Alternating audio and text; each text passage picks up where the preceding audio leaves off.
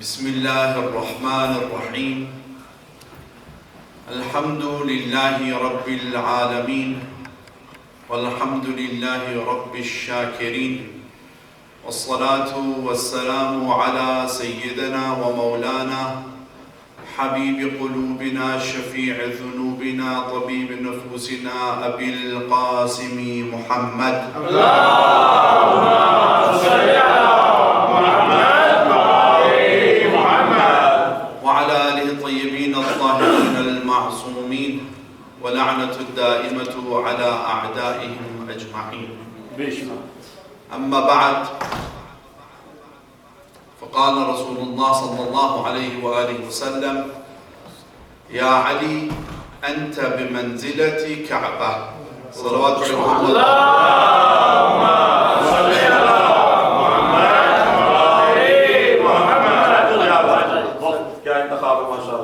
سب سے پہلے ایک جملے سے آغاز کرنا چاہتا ہوں اور اس میں حمد ہے خدا کی، اور یہ بھی دیکھوں گا کہ کن کن لوگوں کا انشاءاللہ موڈ ہے کہ تشویق بھی کریں گے اور کن کن لوگوں کا ذہن یہاں پر ہے اور کن کا ذہن بلوں پہ اور کام میں نہیں ہے۔ جملہ کرنے جا رہا ہوں: الحمدللہ الذی نور قلوبنا بولایت الامیر المؤمنین۔ تمام حمد اس خدا کے لیے کہ جس نے ہمارے قلوب کو منور کیا ولایت امیر المؤمنین۔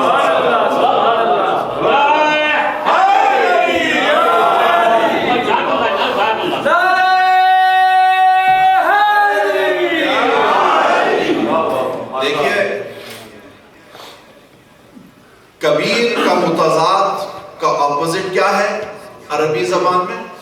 صغیر۔ اسی طرح اکبر کا متضاد کیا ہوا؟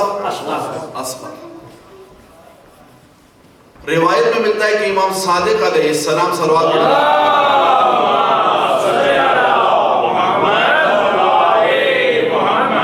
کہ جہاں پر مولا نے اس عید کو عید اللہ الاکبر کہا، یعنی اکبر کے مقابلے میں اصغر ہوتا ہے، تمام دوسری عیدوں کو چھوٹی عیدیں قرار دی اور اسے بڑی عید قرار دی۔ یعنی اہتمام کے حوالے سے ہمیں یقیناً اس جشن کا اہتمام زیادہ اور بڑا اور افضل تر جو ہے کرنا چاہیے۔ کس کی نسبت؟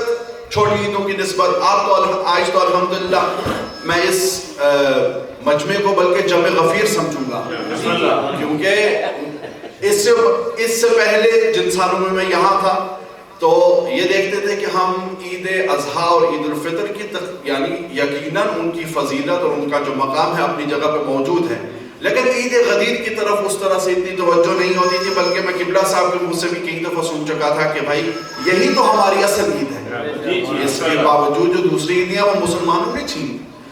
یعنی واجب الاحترام سامعین، سادات عظام، مومنین کرام، ہم آج تجدید بیعت امیر المومنین کرنے آئے ہیں۔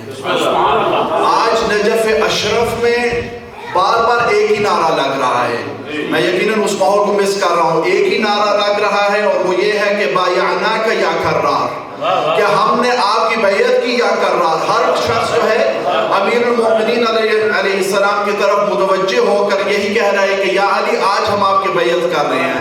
انشاءاللہ ہم بھی آج اظہار بیعت کرتے ہوئے، اور جو مریض ہیں چلو ان کے لیے عذر ہے، اس کے علاوہ تمام جو ہیں ہاتھ بلند کر کے اونچی آواز سے نعرہ حیدری سلامت رکھے، اپنے حفظ و امان میں رکھے، اور دعا گو ہوں کہ خداوند متعال ہم سب کو اس مجلس اس جشن میں آ جانا جو ہے اپنی بارگاہ میں منظور و مقبول فرمائے۔ اس کے علاوہ جو مومنین و مومنات پریشان حال ہیں ان کی پریشانیاں دور فرمائیں، اور خداوند متعال جو بانیان مجلس ہیں آج کے، اسد بھائی، سلطان بھائی، حسنین جواد وغیرہ، ان سب کو اپنی حفظ و امان میں رکھے، ان کے گھر میں جو بیمار ہیں ان کو شفاء کاملہ و عاجلہ عطا فرمائے، جو بے اولاد ہیں ان کو اولاد نرینہ نصیب فرمائے، اور ہم تمام کے اس عظیم دن کی جو ہے صدقے میں ہمارے گناہان کبیرہ و صغیرہ معاف فرمائے۔ صلوات پڑھیں محمد و آل محمد۔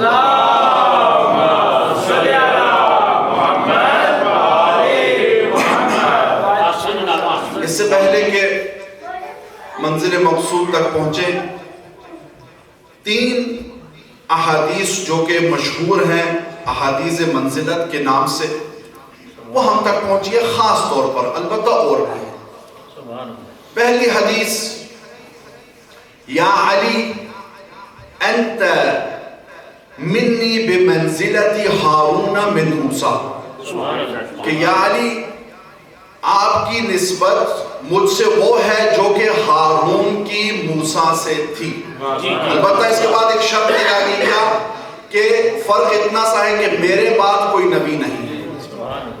مقصد اس کی تفصیل میں جانا نہیں ہے، البتہ ایک چھوٹا سا اشارہ کرتا چلوں گا کہ صرف اس بات کا اس بات نہیں ہو رہا کہ امام علی علیہ السلام ان کے خلیفہ بھی ہیں، بلکہ تمام امور حیات جو ہیں ان کو آپ کمپیئر کر سکتے ہیں، نسبت دے سکتے ہیں امام علی علیہ السلام کو جناب ہارون سے۔ ان میں سے ایک چھوٹی مثال، اگر یہاں پر حسن اور حسین ہے تو وہاں پر شبر اور شبیر ہے، اگر یہاں پر صادق اور کاظم ہے تو وہاں پر صادقہ اور کاظمہ ہے۔ صلوات پڑھیں محمد و آل محمد۔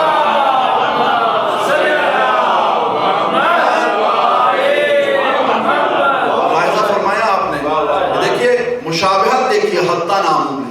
تو یہ مثال بلاخر جس زبان سے یہ حدیث نکلی تو یقیناً 100% درست ہے، ہر عمر سے، ہر زاویے سے، ہر پرسپیکٹیو سے درست ہے۔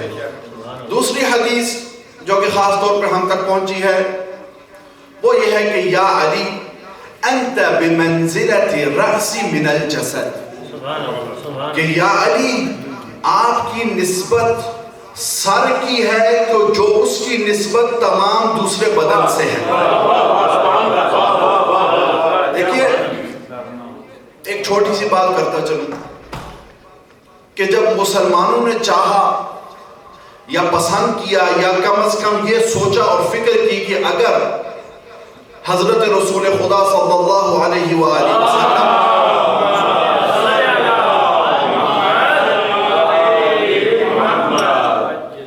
کہ اگر ان کا سایہ نہ تھا تو کیوں نہ تھا، یعنی اللہ سبحانہ وتعالی نے یہ پسند کیا کہ اپنے حبیب کا کہ جسم کا سایہ نہ ہو، جیسے کہ ہم تمام انسانوں کا ہے۔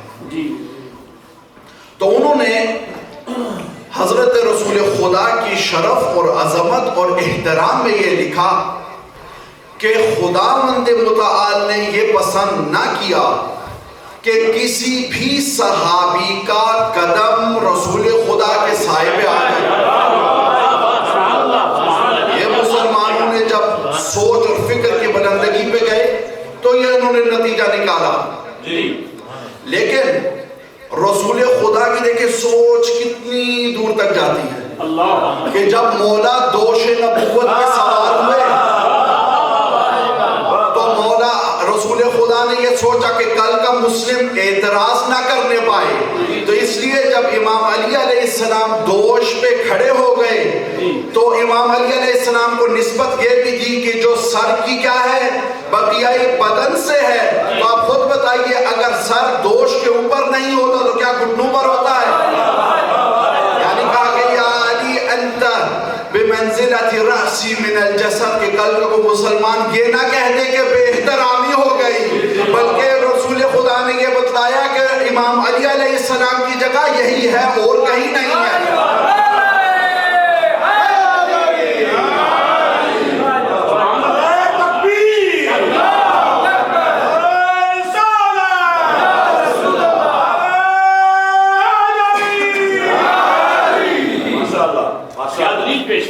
پہلی حدیث یا علی انت منی بمنزلت ہارون من موسیٰ، دوسری حدیث یا علی انت بمنزلت رأس من الجسد. تو اس اعتراض کو، اس اشکال کو رسول خدا نے اسی وقت حل کر دیا کہ کل کا مسلم اعتراض نہ کرے. تو ہم دیکھتے ہیں کہ کبھی امام علی علیہ السلام دوش پہ سوار ہو جاتے ہیں، کبھی امام حسین علیہ السلام نماز پہ سوار ہو جاتے ہیں. تو رسول خدا نے اس چیز کو حل کر دیا. تیسری حدیث، یا علی انت بمنزلت کعبہ، جو سرنامہ کلام تھا کہ یا علی آپ کی منزلت وہ ہے جو کہ کعبہ کی ہے. یہاں پر میں ایک جرات شاید کر جاؤں، بلکہ عربی زبان کا یہ ایک مقولہ کہتے ہیں کہ فضیلت المکان بمکینہ، کہ مکان کی فضیلت مکین سے ہے. اور اسی کا ثبوت حضرت عباس علیہ السلام دے کے کعبہ میں جب روانگی تھی کربلا کی طرف تو کیا کہا کہ خدا کی حمد کرنے کے بعد کہا کہ کعبے کو شرف بخشا کس نے؟ میرے بابا کے قدموں نے. معلوم یہ پڑا کہ اگر فضیلت کعبہ ہے سارا قبلہ کیوں قبلہ بنا؟ میری بابا کی آمد کی وجہ سے قبلہ بنا. یا علی انت بمنزلت کعبہ. دیکھیے قرآن نے بار بار اشارہ کیا، کہا کہ کعبے کی طرف توجہ کرو، کعبے کی طرف سوچ و فکر کو لے جاؤ. کعبے کی اول کو بھی دیکھو، درمیانی حالات کو بھی دیکھو اور آخری حالات کو بھی دیکھو. ٹھیک ہے. اسی طرح جب کسی کی سوانح حیات لکھی جائے، اسی طرح کیا ہے کہ پہلے مراحل ذکر کیے جاتے ہیں، درمیان والے اور آخر والے. اور سب سے بہترین طریقہ بالآخر اگر سوانح حیات خانہ کعبہ ہی پوچھنا ہے تو بہتر ہے وہاں کے پردے پہ ہی بندہ جا کے دیکھ لے کہ وہاں لکھا کیا ہے. تو معلوم یہ پڑتا ہے کہ جب منزلت کعبہ پہ امام علی علیہ السلام فائز ہیں تو جب تک وہ سوانح حیات کعبہ موجود ہے تب تک سوانح حیات امیر المومنین موجود ہے. جب مسلمانوں نے شیخ طوسی رحمت اللہ علیہ یا تمام علماء کی جو لائبریریاں جو ہے جلا دی گئی، وہ کس خوشی میں جلا دی گئی؟ کیا ہدف کیا تھا بالآخر؟ یہی ہدف تھا، عناد، کینہ، نفرت امام علی علیہ السلام سے، اور کوئی وجہ نہیں ہے. حضرت حتیٰ جبل کو بغض علی، حتیٰ دشمنی ابو طالب علیہ السلام کس وجہ سے ہے؟ یہ عناد و دشمنی امام علی علیہ السلام سے. لیکن جیسے کہ میں نے پہلے بھی عرض کیا کہ شاید رسول خدا صلی اللہ علیہ وآلہ وسلم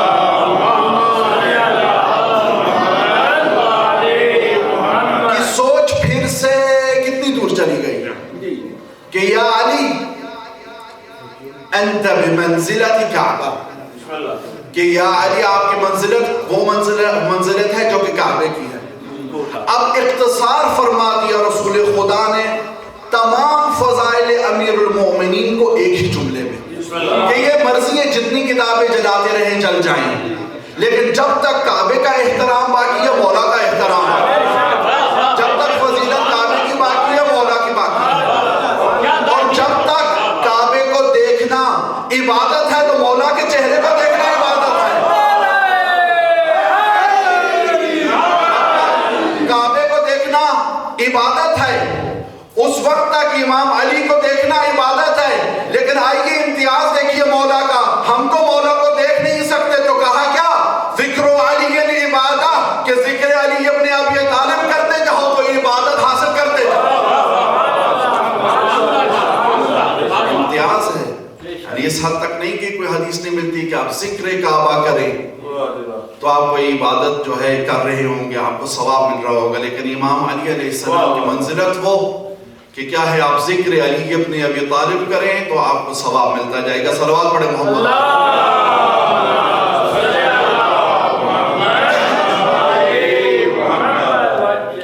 لے حضرات، یہ تھے کچھ فضائل امیر المومنین کے.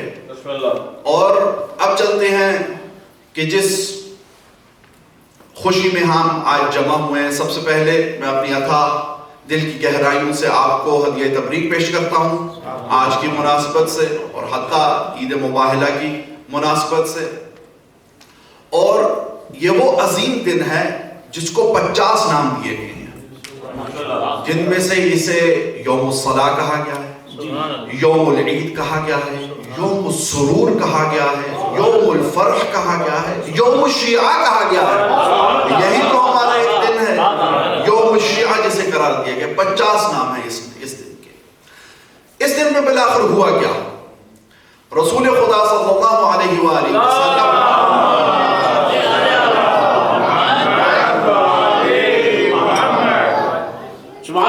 ہجرت کے بعد ان کا پہلا اور آخری حج۔ ہاں، رسول خدا نے اس سے پہلے بھی ایک دفعہ حج کرنے کی کوشش کی، جسے ہم صلح حدیبیہ سے جانتے ہیں، کہ جس وقت ایک شیطان نے اس وقت بھی اعتراض کیا، شک کیا، کہا کہ یا رسول اللہ مجھے آج تک اتنا شک آپ کی نبوت پہ نہ ہوا جتنا آج ہے۔ جی تو وہ لوٹ آئے صلح کے بعد۔ اس کے بعد رسول خدا کا یہی پہلا اور آخری حج ہجرت کے بعد تھا۔ رسول خدا کے اس انداز جو روش درست تھی حج کی، اس پہ کئی اشکال ہوئے، کیونکہ مشرکین مکہ جو کہ اب مسلم بعض ہو چکے تھے، بلکہ یوں کہوں کہ بظاہراً مسلم تھے، اصل میں تو منافق تھے۔ تو جب رسول خدا نے مثلاً بعض چیزوں کا جو ہے تعارف کروایا، انٹروڈیوس کروایا، جیسے کہ مقام ابراہیم کہاں تھا، تو تب بھی اشکال ہوا کہ بھائی ہمارے تو آباء و اجداد مقام ابراہیم وہاں رکھا کرتے تھے، آپ نے یہاں رکھ دیا۔ یا متعۃ الحج کا ذکر ہوا تو کہا کہ نہیں یہ کیا آپ فرما رہے ہیں، یہ تو ہم نے کبھی نہیں سنا۔ یہاں پر ایک سبق بھی ہے کہ ہمیں یہ نہیں کرنا ہے جو ہم نے اپنے باپ اور دادا سے سنا ہے، ہمیں وہ کرنا ہے جو کہ رسول خدا علیہ السلام۔ ہم بسا اوقات مفت میں اجتہاد و قیاس کا شکار ہو جاتے ہیں کہ نہیں اگر یوں تھا تو یوں ہوا ہوگا، اگر یہ گاڑی سفید ہے تو حتماً پوری دنیا میں ساری گاڑیاں سفید ہیں، یوں نہیں ہے۔ بسا اوقات انسان حیران ہو جاتا ہے کہ احکام الہی کتنے مختلف ہیں، اور یہ مسئلہ ہی تعبدی ہے۔ بہرحال آگے اس چیز کو بڑھانا ہے۔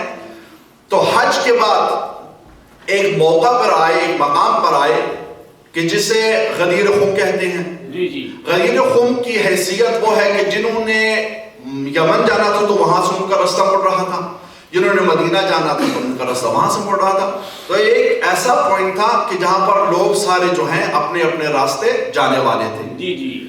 اس سے بالکل کچھ لمحات پہلے ارشاد خداوندی ہو گیا کہ یا ایھا الرسول بلغ ما انزل الیک، ٹھیک ہے، من ربک، کہ یا رسول اب تم تبلیغ کرو اس چیز کی کہ جو تمہیں تمہارا خدا کہہ رہا ہے وہ چیز پہنچا دو۔ اس میں دیکھیے جناب ابراہیم علیہ السلام کا جو واقعہ ہے مثال کے طور پہ، کہ جب اللہ سبحانہ و تعالیٰ نے کہا کہ اذن، اب اعلان کر دو، اذان دے دو، تو حضرت ابراہیم نے کہا کہ یا الہی بار الہ میری آواز شاید ان تک نہ پہنچ پائے، یعنی ایک تردد ہوا کیا ہے اس بات میں کہ اب میں اذان کیسے دوں کہ یہ لوگ میری بات نہ سنیں۔ تو اللہ سبحانہ و تعالیٰ نے کہا فعلی البلاغ، میں پہنچاؤں گا اس بات کو، تم کہو۔ انداز یہاں پر بھی یہی ہے، کیونکہ بعد میں کیا کہا کہ خدا تمہارا پشت بنا ہوگا، تم بے فکر رہو، تم تبلیغ کرو، حفاظت کرنے والا میں ہوں۔ اور اسی میں معلوم یہ ہوتا ہے کہ حفاظت تو وہاں پر کی جاتی ہے جہاں پر خوف اس چیز کا ہو کہ کوئی مد مقابل میں اٹھ کھڑا نہ ہو۔ معلوم یہ ہوتا ہے کہ ہر وہ شخص جو کہ صحبت میں ہو، جو کہ صحابی ہو اور حج بھی کر آئے، تو ضروری نہیں ہے وہ رسول خدا کا ہی وفادار صحابی ہو، اس میں منافقین بھی موجود ہیں۔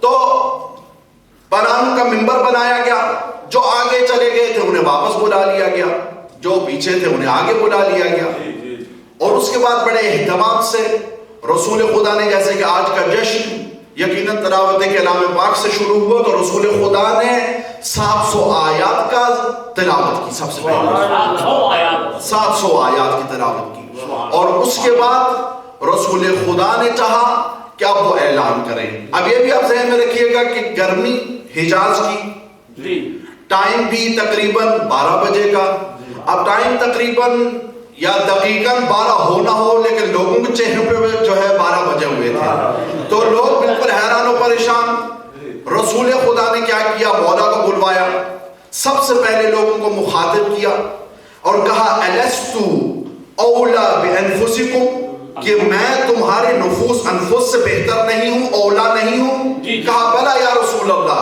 اردو والا بلا نہیں، عربی والا بلا، جی بالکل یا رسول اللہ آپ یقیناً اولا ہیں۔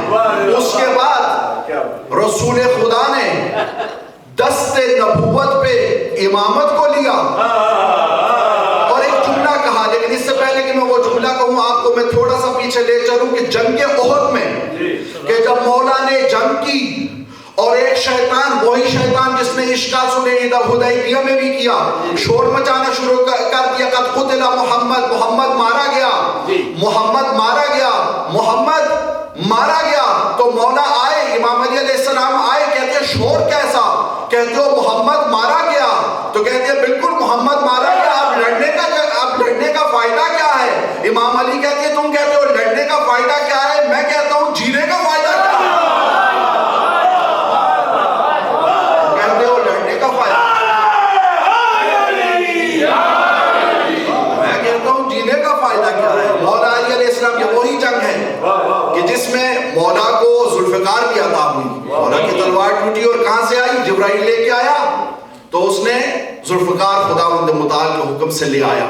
یہیں پر ایک شاعر کا، ایک میں شعر پڑھنے والا ہوں، گھبرائیے گا نہیں، شاعر کا تخیل اس کا خیال اول، ثانیاً جبرائیل علیہ السلام کا احترام اپنی جگہ پہ، شاعر کے خیال کے مطابق جہاں پر اس نے بھائی چارہ ڈالا کس میں؟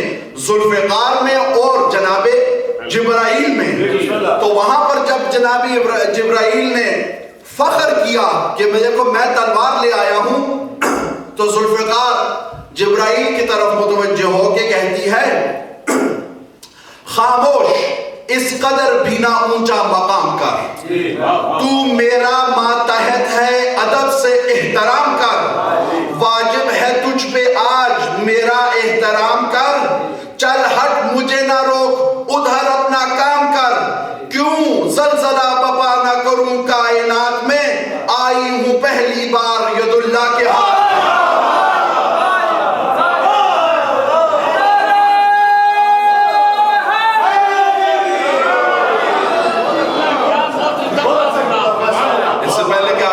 کفر کا فتوہ لگا دے، بھائی چارے میں ایسی باتیں ہوا کرتے ہیں، صلوات پڑھے محمد والے۔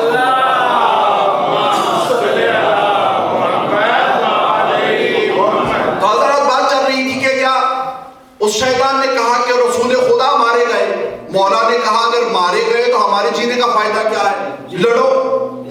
اس وقت رسول خدا نے جو ہے، جب امام علی علیہ السلام کو رسول خدا مل گئے اور پتہ لگا کہ وہ رسول خدا اس دنیا سے نہیں چل بسے تھے، تو امام علی علیہ السلام نے رسول خدا صلی اللہ علیہ وآلہ وسلم کا ہاتھ پکڑا اور کیا کہا؟ 3 مرتبہ کہا ہذا محمد، ہذا محمد، ہذا محمد۔ جب غدیر خم پہ رسول خدا نے اعلان ولایت کیا تو کہا من کنت مولاہ فہذا علی المولا، ہذا علی المولا۔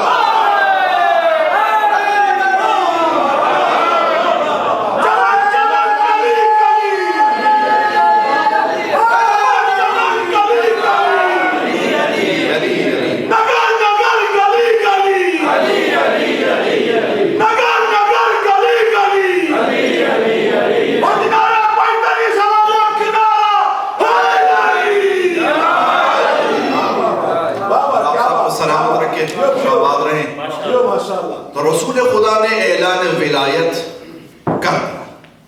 اب دیکھیے اس میں ایک اور جملہ بھی کہا فہذا علی المولا، کہ یوں نہ ہو کل کو نعوذ باللہ کو کوپنہیگن میں بیٹھ کے علی کہہ دے کہ بھائی میں ہی وہی مولا ہوں۔ تو رسول خدا نے اس میں اشارہ دیا جو کہ عربی زبان میں ہے، کہا کہ فہذا علی المولا، کل کو یہ دعویٰ نہ کرنے پائے کہ کوئی اور علی ہے۔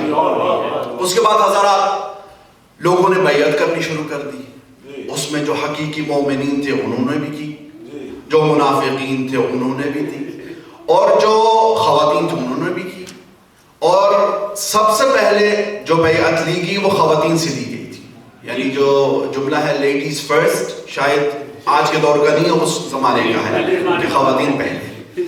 اور ایک روایت کے مطابق ایک تشت لایا گیا جس میں پانی تھا، اور وہاں پر خواتین کو حکم دیا گیا کہ وہاں پر وہ اپنا ہاتھ رکھے. مولا اس طرف اپنے تشت میں ہاتھ رکھتے تھے اور یوں بیعت دے دیتے تھے مولا کی بیعت. اسی طرح منافقین آتے رہے، بار بار آتے رہے، بخن بخن مبارک ہو یا علی، لیکن کیا دل سے کر رہے تھے؟ یقیناً نہیں کر رہے تھے.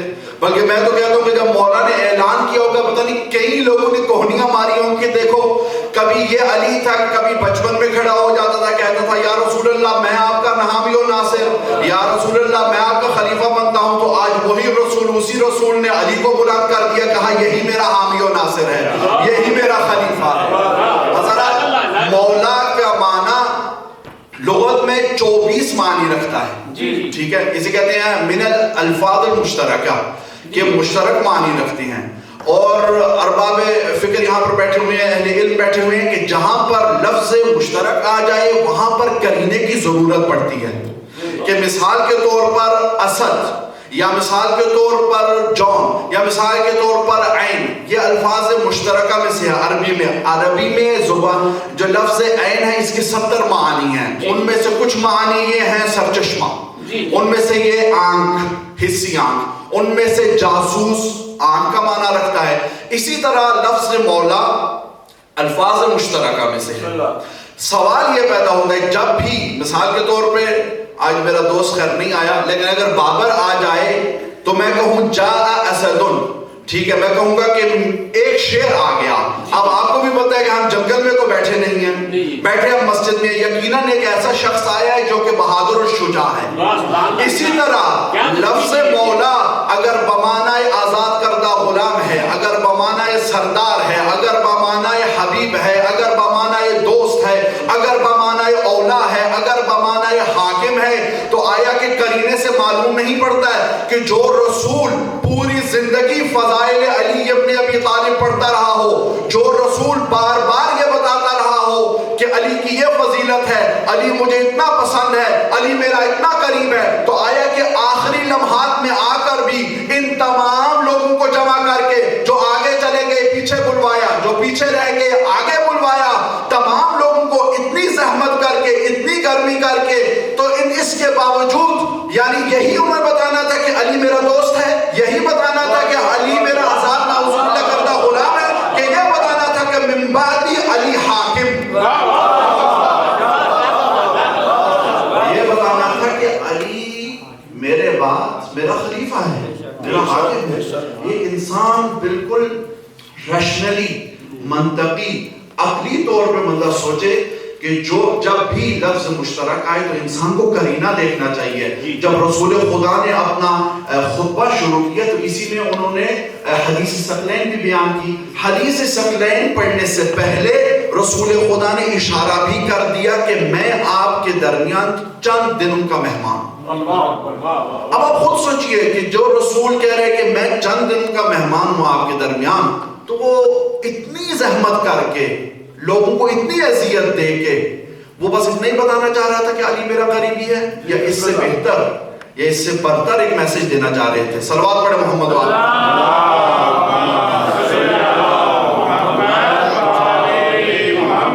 لیکن دنیا، منافقین، دیکھیے مولا کے مقابلے میں ایسے ایسے لوگوں کو لے آیا گیا جو کہ اس اہل نہ تھے. حافظ حسنین صاحب قبلہ ایک جملہ کہا کرتے تھے، کہتے تھے کہ رسول خدا فرماتے ہیں الفاطمہ تو بضعۃ منی، فاطمہ میرے جگر کا ٹکڑا ہے، میں رسول ہوں وہ رسالت کا ٹکڑا ہے، میں نبی ہوں وہ نبوت کا صحیح ہے، میں معصوم ہوں وہ عصمت کا ٹکڑا ہے. فاطمہ کون؟ علی کی کنیز. فاطمہ کون؟ علی کی کنیز. جب فاطمہ علی کے برابر نہیں، جب نبی کے دل کا ٹکڑا علی کے برابر نہیں، جب عصمت کا ٹکڑا علی کے برابر نہیں، جب رسالت کا ٹکڑا علی کے برابر نہیں، جب نبوت کا ٹکڑا علی کے برابر نہیں، تو کسی ماں کے نااہل اور باعث بیٹے علی کی برابر کیسے ہوگا؟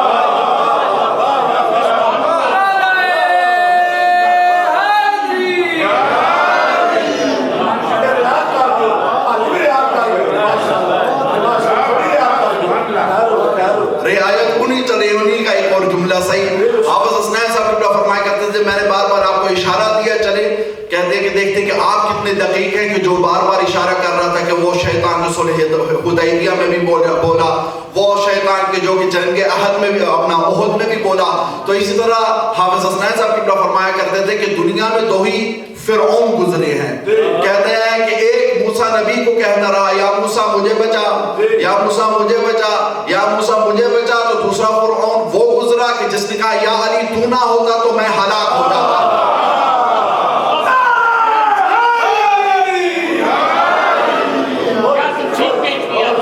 صراط